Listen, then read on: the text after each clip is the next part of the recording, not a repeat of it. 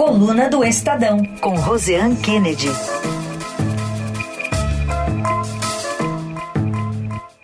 Hoje a Rosiane que está aqui com a gente. Oi, Rosiane, tudo bem? Bom dia, bem-vinda. Bom dia, Raíssa, Carol, bom dia a todos. Bom dia, Rosiane. Bom, mal sentou na cadeira, o ministro da Justiça ganhou no colo essa fuga inédita de detentos dentro de uma penitenciária federal de segurança máxima e a gente está observando esse silêncio de Lewandowski, né? Na sua análise, na que você já apurou aí, isso tem mais a ver com o perfil do ex-magistrado, com a falta de respostas, com o cuidado do não vazamento de informações nesse momento ainda de buscas pelos fugitivos? Tem a ver com o perfil dele mesmo, viu, Carol? Assim, eu arrisco ser taxativa em relação a isso. Por quê? Porque Lewandowski tem, de fato, um perfil mais reservado e quando ele assumiu esse cargo de ministro da Justiça, já havia uma expectativa que ele colocasse na pasta uma imagem muito distinta do que era aquela imagem do ministro Flávio Dino, que falava o tempo inteiro, falava no Twitter. Ontem, curioso você abrir abordando esse ponto, porque ontem aqui em Brasília, por exemplo, em meio a toda a expectativa de quais seriam as medidas federais, o que é que seria feito, o que é que Lewandowski determinaria, foram vários os comentários entre políticos de que, se isso fosse na gestão de Flávio Dino, ele já teria tuitado metade do dia. Então, assim, a gente já vê, isso eram os comentários que se fazia no ambiente político mesmo, aqui na capital federal. Então, a gente vê que tem essa mudança de perfil. Agora, o que acontece? Tem uma situação de constrangimento também para Lewandowski, porque, diferentemente do antecessor, agora Lewandowski não pode jogar a culpa em quem estava antes dele. Era algo que Dino fazia. Se tinha problema na segurança, o problema era de antes. Agora era problema de antes. Só que Lewandowski está no cargo há menos de um mês. Quando ele assumiu inclusive fazendo muitos elogios a Flávio Dino, ele disse que tinha o desafio, que é uma preocupação do cidadão comum com a segurança, e aí ele ressaltou ali, eu até separei a frase dele do dia que ele foi nomeado, que ele diz assim: temos o desafio que é uma preocupação do cidadão comum hoje com a segurança, a insegurança, a criminalidade, o crime organizado, que afetam não apenas as classes mais abastadas, afetam também o cidadão mais simples, o cidadão comum, trabalhador. E aí ele disse que daria continuidade ao trabalho de Flávio Dino. Ou seja, ele fica numa sinuca aí de bico, que ele tem que dar uma resposta, descobrir o que houve, é um presídio federal, então isso põe de novo o governo Lula no centro do debate sobre o apagão da segurança nacional. Se antes o governo ainda tinha aquela desculpa de dizer assim, porque a questão da segurança é uma questão dos estados, na legislação são os estados que são responsáveis, mas o sistema penitenciário já precisava ter essa análise mais ampla e neste caso específico cai numa fuga inédita numa penitenciária federal. Enfim, caiu no colo de Ricardo Lewandowski, ele vai ser cobrado, mas ele vai ser cobrado pela capacidade de reação que ele tem neste momento, né? Qual é essa capacidade de reação? Ele já, de imediato, ele mobilizou, eu apurei os bastidores, Carol, ele mobilizou ali aquela cúpula do Ministério mesmo da Justiça para atuar em várias frentes. Numa das frentes, ele enviou justamente o secretário responsável por essa área de penitenciárias, ele mandou o secretário André Garcia para Mossoró, para ver de perto o que está acontecendo. Porque uma coisa é falar por telefone, outra coisa é chegar lá e ver a situação.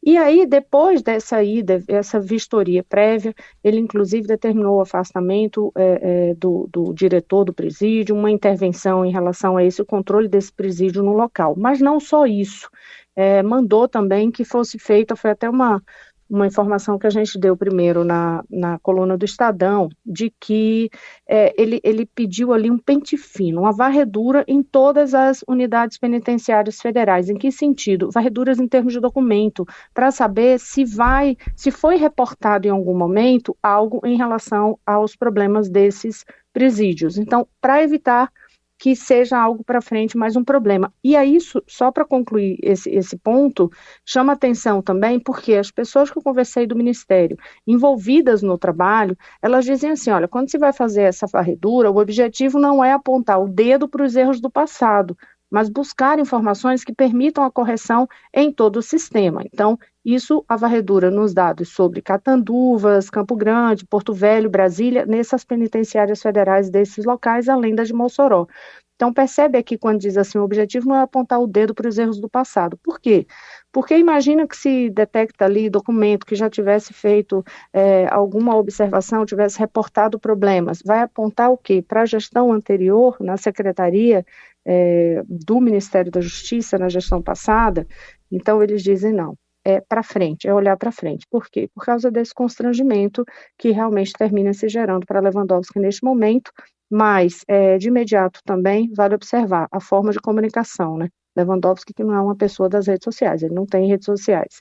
Ele manda a comunicação formal, foi quando durante o dia já mandou cedo, em determinado momento, a comunicação via formal para toda a imprensa de que estava enviando o grupo lá para Mossoró. Depois, no início à noite, já a informação sobre o afastamento do diretor. Então, é uma nova forma de comunicação também. Agora, é uma crise que causa grande preocupação, acendeu todo o alerta no governo federal, porque se tinha muito ideia, quando se faz aquela avaliação do sistema carcerário brasileiro, sempre se apontam os problemas no sistema carcerário estadual, mas o federal não tinha relato dessa forma. Muito bem, todo esse relato, essa apuração que você nos trouxe, fica muito claro que parece que é um juiz atuando, né? É o modus operandi de um juiz, né? Determinando certas coisas, aguardando investigações. Rosiane, outro assunto do dia, o ex-presidente Bolsonaro voltou para Brasília, tenta também reaver o passaporte dele, alegando ter compromissos no exterior, e nesse momento também chama a atenção a capa aqui do portal do Estadão, dizendo que Bolsonaro transferiu R$800 mil para os Estados Unidos, para onde foi, né, no final de 2022, e lá ele aguardaria tentativa de golpe. É o que mostra a investigação da Polícia Federal, e a revista Veja obteve esse documento que é divulgado aqui pelo Estadão também. Enfim, como é que está a situação aí do ex-presidente? Então, ele voltou para Brasília, né, tinha ficado quase 2 meses fora e fez uma investida ampla de questionamentos no Supremo Tribunal Federal. Entre os pedidos, está justamente a tentativa de reaver esse passaporte dele, que foi apreendido na operação da Polícia Federal na semana passada.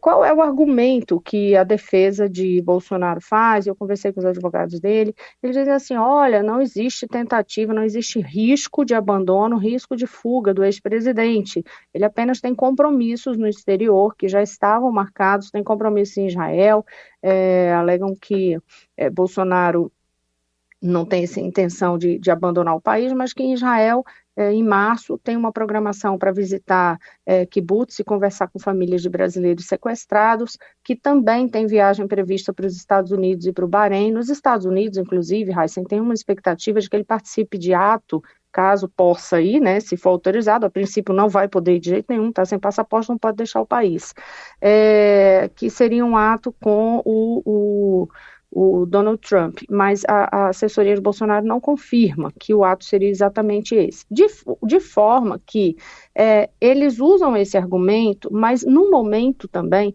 que todo o entorno de Jair Bolsonaro tem uma preocupação cada vez maior de que o ex-presidente seja preso, porque é mais ou menos um roteiro que ocorre com autoridades. Primeiro se apreende o passaporte, depois vem alguma determinação de prisão.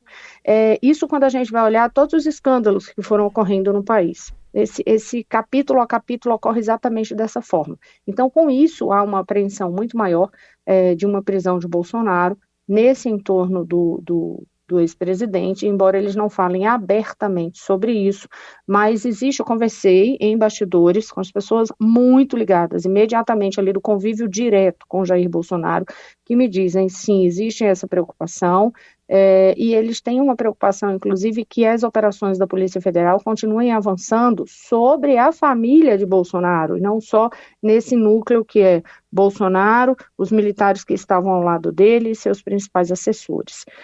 Essa preocupação existe cada vez maior. Consequentemente, a Polícia Federal, com essa autorização do ministro Alexandre de Moraes, do Supremo Tribunal Federal, também tem a precaução de dizer, então tá, deixa o passaporte aqui, porque sair do país ele não vai sair. Porque é aquela coisa, depois que sai, se quiser ficar fora, fica e pronto, não tem como voltar. Aí tem toda uma questão de legislação, se manda, se repatria, se não, mas isso seria um problema muito maior. Enfim, ninguém está fazendo nenhuma acusação de que ele fugiria, nem nada, mas essa é uma cautela que a Polícia Federal faz, e com essa decisão autorizada pelo ministro Alexandre de Moraes. Mas cada vez ficando as denúncias aparecendo, cada vez mais perto de Bolsonaro, consequentemente a possibilidade de o Supremo rever essa decisão de Moraes e devolver o documento é considerado assim -5, não é nem 0. Além disso, eles fizeram também, quando eu disse que eles fizeram uma investida no Supremo, as outras ações são o seguinte: uma é para ele retomar o contato, o diálogo com o Valdemar Costa Neto, presidente do PL, porque alegam que há um cerceamento do direito político justamente no momento em que há a janela partidária sendo aberta e as negociações para os palanques estaduais, então eles fazem esse pedido. E uma outra investida feita ainda ontem, já divulgaram isso à noite, o documento da entrada que a defesa de Bolsonaro fez no Supremo. Aí eles recorrem diretamente ao presidente da Suprema Corte, o Luiz Roberto Barroso, solicitando que seja considerado suspeito, né, impedido de atuar nesse caso, pedindo um afastamento de Alexandre de Moraes desse caso.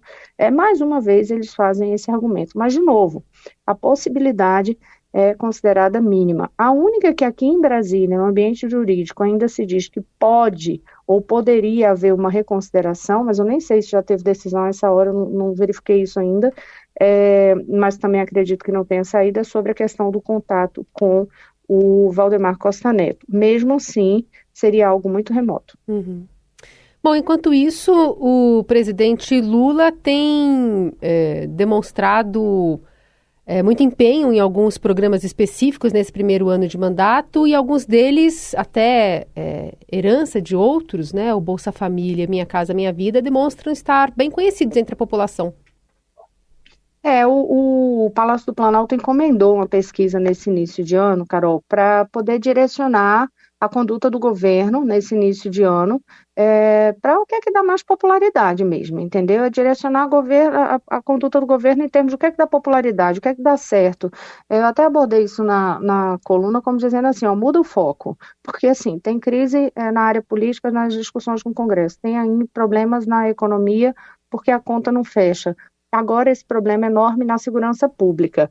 Então, apostar em quê? Muda o foco, vai para o foco do que realmente tem popularidade. E aí o governo quer saber quais são essas ações e quais são os programas realizados pelo governo federal que a população de fato tem conhecimento. É curioso porque até agora, o terceiro mandato de Lula, mas os pilares mesmo desse conhecimento, que portanto podem gerar essa maior popularidade, são programas antigos. O Bolsa Família, que lidera o ranking dos mais conhecidos, com 96%, ele é seguido pelo Minha Casa Minha Vida, com 93%. E aí, essa dupla aí, Bolsa Família e Minha Casa Minha Vida, supera inclusive o aumento do salário mínimo, que aparece em terceiro, é citado por um número alto de entrevistados, 87%, mas ainda assim você vê que aparece como terceiro. Essa sondagem, ela foi feita, é uma sondagem estimulada, que os pesquisadores apresentaram 16 nomes de planos e ações do governo e perguntaram qual deles era o mais conhecido, mesmo que só de ouvir falar. Aí uma curiosidade, que é colocado como a joia da coroa assim, no governo, e que na verdade apareceu como o último, o novo PAC. Isso aí chama atenção, assim, 44% apenas das pessoas disseram que conhecem ou ouviram falar desse novo PAC, o que também chamou atenção para o governo, porque lá desde 2007, quando o PAC foi o primeiro original ali apresentado no segundo mandato de Lula, ele foi reembalado depois com o mesmo nome, voltou à cena e agora aparece em último lugar entre os programas conhecidos. Consequentemente, isso também pode direcionar aí ao governo em relação ao que vai fazer de campanha daqui para frente. É uma pesquisa, vale observar, é uma pesquisa que foi feita pela FSB, pelo Instituto FSB, com 21.515 entrevistas nas 27 unidades da federação, de 6 a 30 de janeiro, um período amplo, com uma margem de erro de 1,3 ponto percentual e um intervalo de confiança de 95%. Tudo bem, Rosiane Kennedy, da coluna do Estadão. Rosiane, você está contando hoje na coluna também que o PSDB vai ter chapa única para para indicação do diretório estadual, mas faltou dar nome aos bois, no caso aos pássaros. Isso é curioso, né? Olha, a gente tem chapa única, mas a gente não tem nome de ninguém para concorrer. Vocês já viram isso em algum lugar? Só no Novidade. PSDB isso é possível, né? Isso é novidade. Eles fizeram isso também na disputa pela presidência nacional do partido, né? Até o último segundo, e para fazer todas as negociações internas, que no caso do PSDB nacional envolvia também a discussão sobre o núcleo que é responsável pelas discussões, o Instituto, né? O Instituto Teotônio Vilela, mas no caso de São Paulo é porque o racha está muito rachado o partido. Então, o PSDB de São Paulo protocolou essa chapa única para a convenção estadual que está marcada para o dia 25, só que não tem nenhum nome escolhido para disputar a presidência da legenda, e as sequelas que foram deixadas desde as prévias da corrida presidencial de 2022 ainda estão bem à mostra. Muito bem, apuração completa com a Rosiane Kennedy na coluna do Estadão, hoje participando também aqui no Jornal Dourado, num dia cheio de notícia. Bom trabalho para você aí em Brasília, Rosiane. Obrigada, Carol Heissen. Bom dia a todos.